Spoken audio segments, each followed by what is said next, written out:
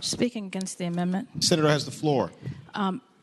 Mr. President, members of the Senate, I am going to tell you one of those stories because I want you to really understand that in the case of gross fetal abnormalities, we're not just talking about, oh, I don't want my baby to be deformed.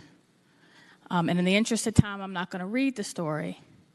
But these are cases where, and in this one person's story, Christy Brooks, who in her second trimester, this was a very much wanted pregnancy. In her second trimester, she got the worst news she could possibly get. Her baby was diagnosed with a condition called congenital diaphragmatic hernia. She had a hole in her diaphragm.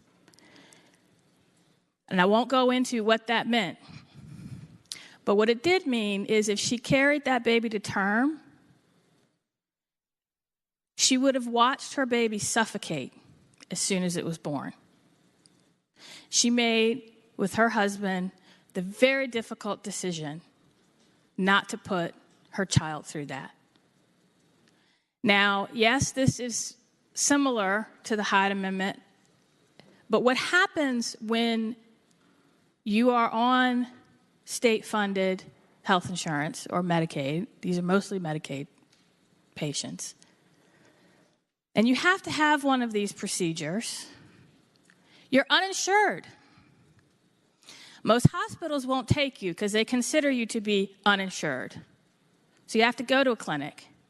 And the gentleman from Loudoun is right. You can go to Planned Parenthood. And in most of these clinics, you have to walk through a gauntlet of people calling you all kinds of names when you are making the most horrific decision you've ever had to make, and they don't know anything about why you're there. And I've told story after story after story on the other side of the aisle, and you would be surprised how many people in this building, in the General Assembly building, Republicans and Democrats, pro-life and pro-choice, have come up to me and said, that happened to me. They were lucky. They had private insurance. But if the state has to pay for it, and this amendment passes, they're effectively uninsured.